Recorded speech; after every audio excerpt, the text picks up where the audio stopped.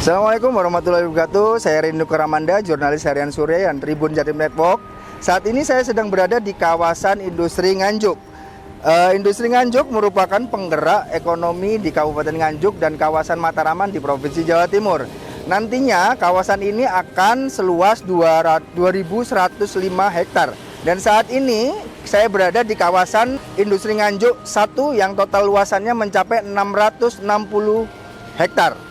Ini adalah salah satu penampakan kawasan industri Nganjuk.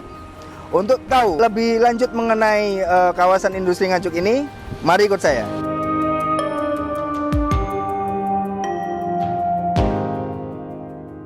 Assalamualaikum warahmatullahi wabarakatuh. Salam sejahtera bagi kita semua. Salam Om Swastiastu, Namo Buddhaya, salam kebajikan. Jumpa lagi bersama saya Randy Nukoramanda, jurnalis harian Surya dan Tribun Jatim Network. Seperti kita ketahui bahwa kawasan Mataraman sudah menjadi incaran para investor. Beberapa daerah sudah dimasuki oleh sejumlah investor dan jumlahnya tidak sedikit. Salah satu daerah tersebut adalah Kabupaten Nganjuk. Saat ini bertempat di kantor Dinas PUPR Kabupaten Nganjuk. Saya sudah bersama Bapak Kepala Dinas PUPR Kabupaten Nganjuk, Bapak Gunawan Widakdo, dan Ibu Isna Sofiani sebagai staf ahli Bupati Nganjuk bidang perekonomian, keuangan, dan pembangunan. Untuk tahu lebih lanjut mengenai apa saja yang sedang disiapkan oleh pemerintah Kabupaten Nganjuk, langsung saja kita tanya beliaunya. Assalamualaikum Bapak Gunawan. Waalaikumsalam warahmatullahi wabarakatuh. Dan Bu Isna. Selamat pagi. Bu, Pak Gunawan, kita kemarin ke Dinas Penanaman Modal. Kita ketahui bahwa di kuartal pertama itu sudah masuk investasi sekitar 365 miliar di kawasan industri Nganjuk. Nah, mungkin yang kita ingin potret, apa saja sih yang sudah disiapkan oleh Dinas PUPR Nganjuk untuk mendukung kawasan tersebut? Monggo. Terima kasih. Assalamualaikum warahmatullahi wabarakatuh. Salam sejahtera, semoga demikian bisa kita bagi yang beragama lain. Om Swastiastu, Namo Buddhaya, salam kebajikan. Terima kasih Mas Randy. Siap. Bertandang ke Dinas PUPR. Alhamdulillah. Bu Isna ini staf ahli kebetulan juga datang ke kita selalu bersinergi dalam pembangunan yang ada di Alhamdulillah. Ya, terima kasih. Jadi benar kalau Mas Randy kemarin mungkin di DPN BTSP memang di sana mall pelayanan, tempat investasi masuk ke Nganjuk. Jadi Dinas PUPR ini merupakan salah satu pendukung. Jadi pendukung dari DPM BTSP terutama dalam hal penataan ruang. Jadi alhamdulillah kami ini tahun 2021 sudah memiliki RT/RW yang baru. Jadi RT/RW tahun 2021-2041. Di dalam RT/RW itu alhamdulillah memang di situ ada kawasan peruntukan industri yang diproyeksikan ke depannya menjadi kawasan industri. Itu harapannya. Itu obsesi kami. Jadi ke depan agar Nganjuk punya kawasan industri. Sebetulnya obsesi kami itu tidak hanya satu. Kalau bisa itu ada King 1, King 2, King 3. Kalau bisa. Namun demikian semuanya ini sudah menjadi kawasan peruntukan industri. Kemudian kita saat ini sudah menyiapkan beberapa mungkin yang mendukung penciptaan kawasan industri. Jadi diantaranya alhamdulillah sekarang ini sudah dibuat keputusan Bupati tentang delineasi. Jadi delineasi King 1. King 1 yang tahun 2024 itu sudah ditandatangani oleh Pak Bupati. Dan alhamdulillah King 1 itu sesuai dengan rencana tata ruang kita, ini luasannya 641 hektar. Sebetulnya dulu Kementerian Marves, jadi Kemenko Marves, ini pernah meminta kepada kita untuk menyiapkan kawasan industri 1000 hektar. Namun demikian, ya karena memang lokasi di Nganjuk ini tidak memungkinkan untuk satu hamparan 1000 hektar, kita maksimalkan 641 hektar. Untuk sementara itu dulu, di King 1.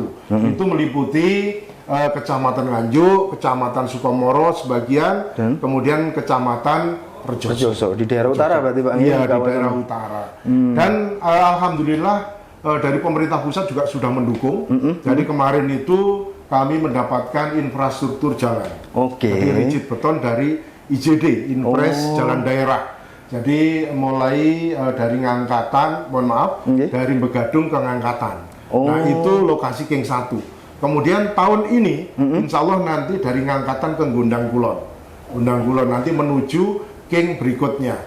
Dan insya Allah nanti berikutnya juga akan kami ajukan infrastruktur pendukung untuk mendukung kawasan industri ini sampai nanti ke Kecamatan Lengkong dan Jatikalen. Harapannya semacam itu. Itu jalan ya Pak ya? Jalan, jadi jalan. Total panjangnya sekitar berapa Pak?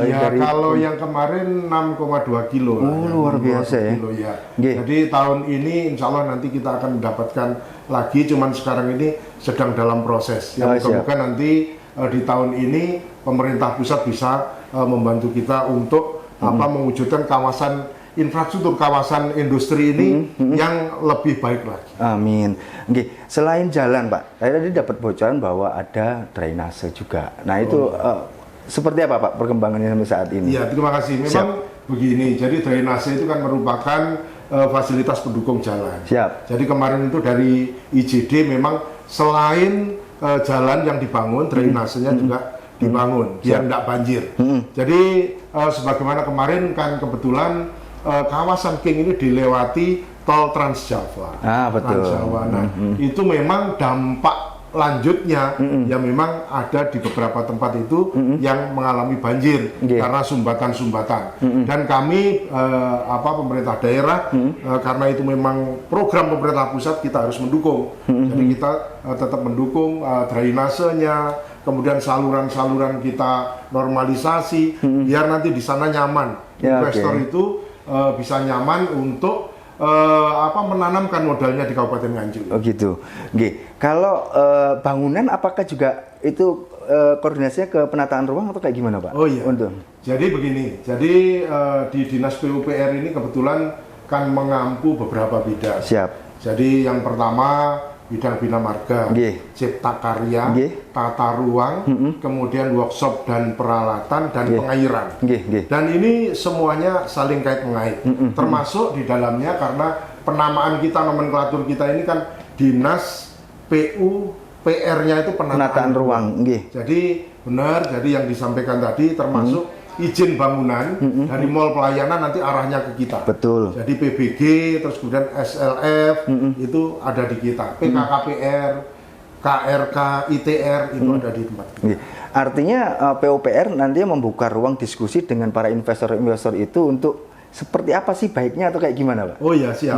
Jadi Bapak Bupati kita ini kebetulan Pak PJ Bupati ini kemarin juga mengajak kita diundang oleh Deputi. Jadi Kemenko Perekonomian kita di Surabaya kemudian dipertemukan dengan investor. Kami bersama-sama dengan DPMPTSP. Kemudian kami menawarkan, ini loh Nganjuk. Silakan berinvestasi di Nganjuk. Nah, memang saat ini kesulitan dari investor itu memang harga tanah di Nganjuk ini karena memang sudah dicanangkan sebagai salah satu destinasi kawasan industri, akhirnya harga tanah ini merangkak naik. Makanya yang diperlukan sekarang ini kita bagaimana pemerintah Kabupaten Nganjuk mungkin dengan pemerintah pusat, provinsi juga membantu kami untuk segera menemukan perusahaan kawasan industri. Yang perusahaan kawasan industri itu nanti akan memanajemeni kawasan industri itu. Nah, yang mungkin menjadi kesulitan investor, terutama investor lokal, karena apa? Tanahnya masih tanah masyarakat. Jadi yang membebaskan itu harus perusahaan kawasan industri. Lalu dikelola, kemudian disewakan atau dijual kepada para investor. Jadi ada keinginan bahwa komunikasi antara Dinas PUPR, Dinas Provinsi dan pusat itu ada pengelolaan khusus untuk kawasan ini ya? Ada pengelola khusus gitu ya Pak? Iya, jadi harapan kami bisa dibantu kita menemukan perusahaan kawasan industri yang kapabel, ya seperti yang sudah SIR dan lain sebagainya. Ya benar. Ini nanti bisa masuk ke Nganjuk, termasuk yang pertama membebaskan tanah. Jadi bukan pemerintah Kabupaten Nganjuk itu menyiapkan tanah yang siap pakai untuk itu tidak, tetapi mereka harus membeli tanah masyarakat yang nanti digunakan untuk kawasan industri. Siap. Mohon izin Pak Gunawan, saya geser ke Bu Isna. Bu Isna dulu sebentar. Bu Isna, mohon izin. apakah ada instruksi khusus dari Bapak Bupati mengenai bentuk dukungan agar kawasan industri ini lebih berkembang atau kayak gimana, Bu Isna? Ya, terima kasih. Selamat pagi semuanya. Jadi terima kasih terkait dengan kawasan industri Nganjuk. Ini kan memang program yang sudah kita canangkan lama dan ini menjadi target untuk bisa terus diwujudkan. Artinya ini pemerintah Kabupaten Nganjuk selalu mendukung apa yang akan menjadi usaha kita untuk bagaimana kawasan industri ini untuk segera terrealisasi. Karena terus terang sekarang sudah bergeser dari penghasilan masyarakat dari pertanian itu sudah ke sudah ada bentuknya sudah begitu ada. Kemarin data terakhir ini memang sudah menunjukkan ada peningkatan pergeseran dari pertanian kepada industri ini. Ya, sehingga tentunya ini nanti segala fasilitasi dan untuk pembangunan infrastruktur juga akan selalu didukung. Kemudian kita kan rencananya akan jangka panjangnya mewujudkan Nganjuk yang maju, sejahtera dan berkelanjutan itu tetap harus dipertimbangkan. Artinya kan industri ini mungkin ada dampak baiknya dan ada dampak buruknya. Ini yang harus kita seimbangkan. Kira-kira jangan sampai nanti dampak buruknya lebih besar daripada kemanfaatannya untuk masyarakat. Ini kan yang harus kita dukung bersama, sehingga sinergi antar OPD mulai dari perencanaan, kemudian OPD-OPD yang nanti bisa mensupport kawasan industri juga untuk bisa mewujudkan masyarakat Nganjuk yang nanti ke depan maju, sejahtera dan harus berkelanjutan. Kalau dari Ibu kan sebagai staf ahli ya, mungkin ada masukan nggak bahwa investor tuh harus merekrut tenaga-tenaga lokal supaya ya menggerus pengangguran di tingkat sini. Adakah syarat-syarat seperti itu? Ini yang menjadi prioritas juga. Jadi adanya kawasan industri ini kan diharapkan menaikkan taraf hidup masyarakat dengan mereka bekerja, mempunyai pekerjaan yang mungkin sebelumnya kalau mereka harus mencari di luar Kabupaten Nganjuk, ini di Kabupaten Nganjuk ini sudah menyediakan lapangan pekerjaan. Bahkan kemarin sudah dibuka job fair itu yang diikuti oleh beberapa perusahaan yang ada di Kabupaten Nganjuk ini untuk memberikan prioritas kepada masyarakat Nganjuk yang sudah masuk di usia kerja ini untuk bisa berkarir ataupun mereka mempunyai mata pencaharian, tidak usah jauh-jauh lagi. Ya, di daerah kita sendiri ada. Ini yang harus diprioritaskan. Kalau mengingat bertumbuhnya sejumlah investasi di sini, tentu kan berdampak pada peningkatan UMP ya, UMK daerah gitu lah. Nah mungkin itu dimungkinkan nggak terjadi di Kabupaten Nganjuk? Bisa saja. Karena mungkin di daerah-daerah lain sekitar Nganjuk sudah terjadi seperti itu ya.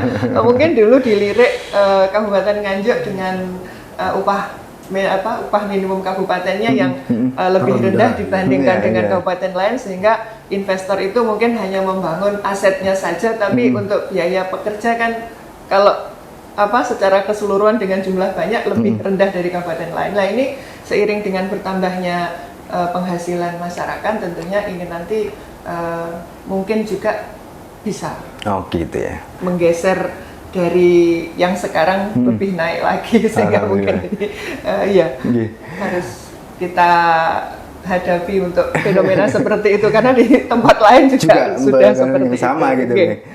Terima kasih Bu Isna. Saya geser ke Pak Gunawan. Pak Gunawan, ini kan jadi prioritas nasional, jadi perhatian. Nah mungkin ada nggak upaya dari Dinas PUPR untuk jemput bola atau ke pusat ya, mungkin apa sih yang bisa diberikan pusat untuk daerah supaya mendukung ini gitu?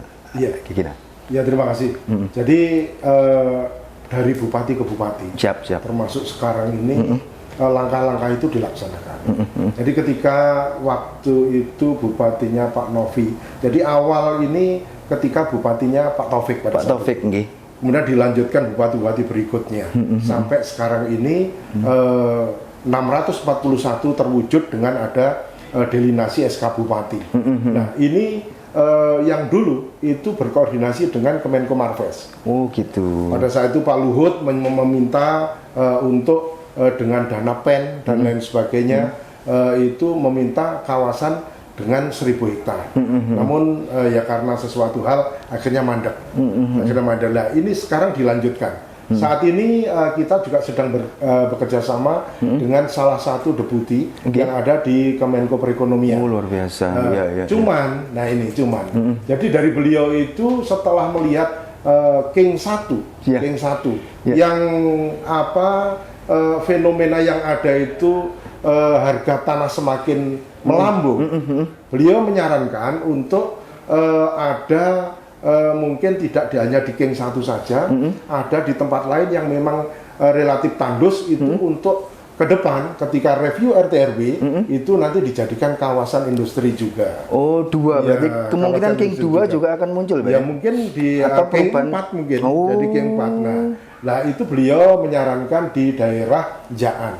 Kebetulan di sana itu sudah mulai ada industri yang berkembang bagus. Namun demikian ternyata tidak bisa dikembangkan karena pola ruang yang ada di situ ini tidak mendukung, tidak mendukung di RT/RW-nya di situ hijau.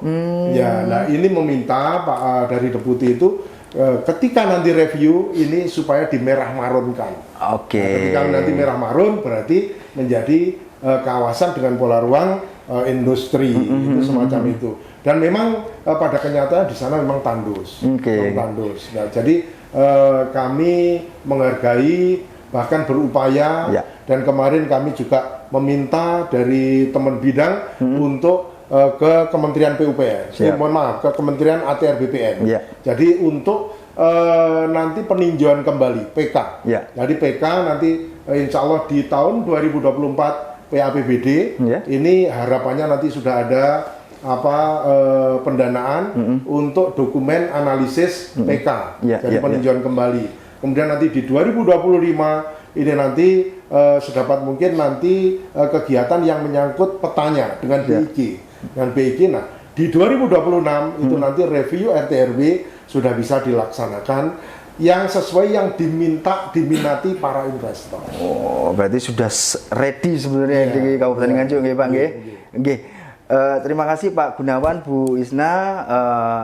Sekian Tribunnews, itu tadi bincang santai saya bersama Bapak Gunawan, Kepala Dinas PUPR Kabupaten Nganjuk, dan Bu Isna Sofianti, staf ahli Pemkab Kabupaten Nganjuk. Semoga bisa diambil hikmah dan mimpi kawasan industri Nganjuk segera terwujud. Amin. Saya Randy Nukoramanda, pamit. Assalamualaikum warahmatullahi wabarakatuh. Waalaikumsalam.